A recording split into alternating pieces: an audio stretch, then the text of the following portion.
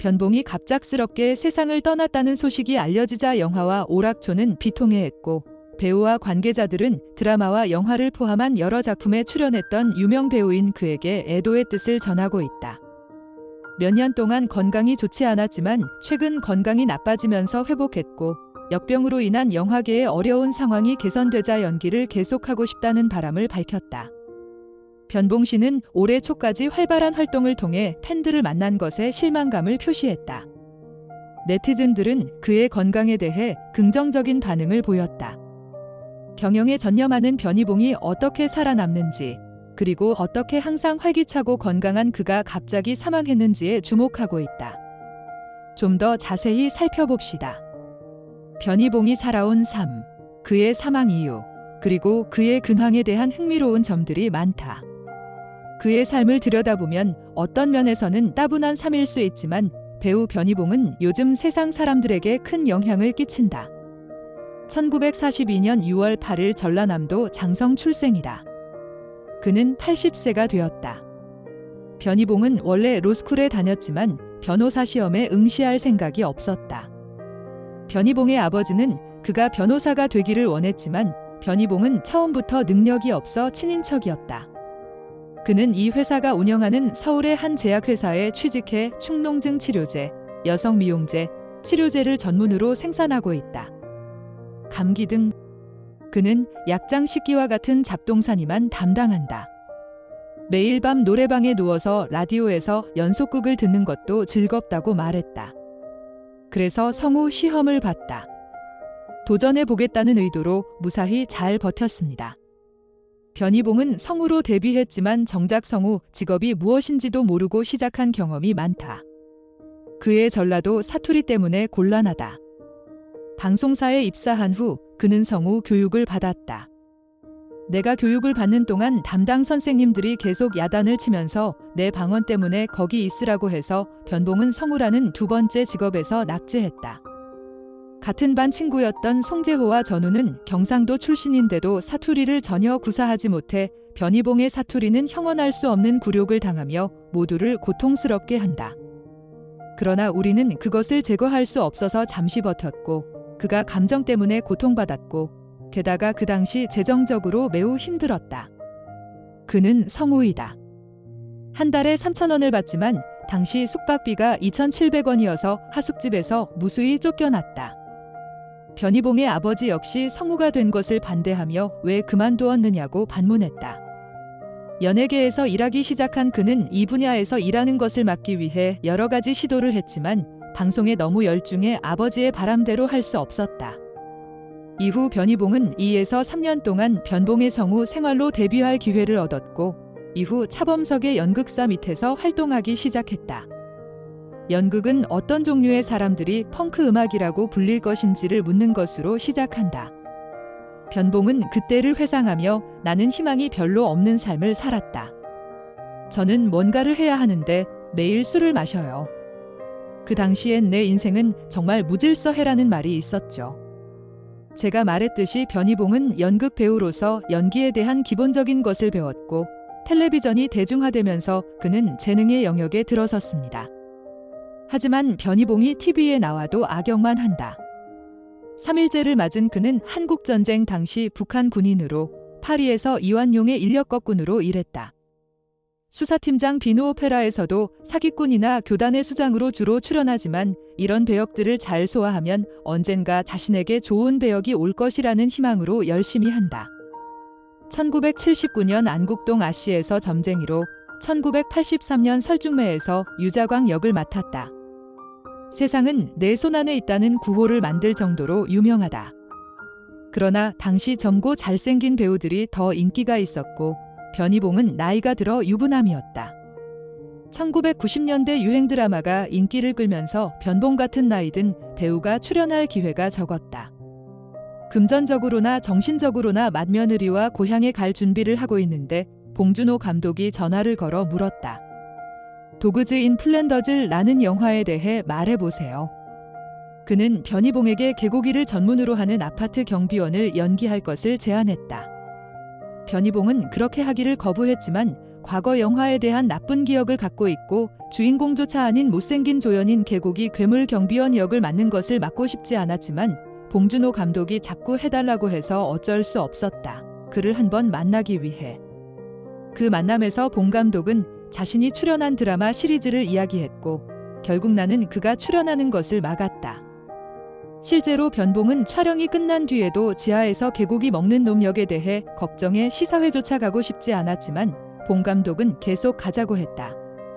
그와 함께 가서 그는 소주 한 병을 다 마시고 시사회장에 만취했는데 실제로 그것을 소리로 보았을 때 그는 매우 좋았고 비록 A 도그 프롬 플랜더즈가 박스 오피스에서 실패했지만 놀라운 장면도 인상적이었다. 그 사무실은 후에 많은 영화에 출연했던 변희봉의 연기 경력의 전환점이 되었다. 그 후에도 봉준호 감독의 변희봉의 기억은 몬스터 등 연속극에 출연한 봉준호와 깊은 관계를 이어갔다. 변희봉은 봉 감독과 3편의 작품을 작업하면서 배우에게 불쾌한 말을 하거나 지시를 한 적이 없다. 그러나 그는 배우의 연기를 마음대로 끌어내는 데는 탁월한 능력이 있다. 나는 조라고 말했다. 봉 감독은 영화 잉글리시 몬스터를 촬영하면서 손녀딸, 아버지, 할아버지를 잃는다면 누가 더 슬퍼질까? 라고 반문했다. 변봉은 듣고 이해했다. 현서에 대한 애정을 아버지 송강호에게 넘긴다는 뜻이어서 아들 송강호에게 마음이 집중돼 자연스럽게 그 괴물을 엄벌하겠다는 발상으로 이어진다. 영화 몬스터에서 그의 연기에 매력을 느끼는 것은 그것 때문이다. 자기 것이 아니라 전적으로 봉 감독 것이라고 말했다. 이를 이해하고 표현하는 봉준호 감독의 연출력과 변희봉의 그의 호환성이 맞아 좋았다.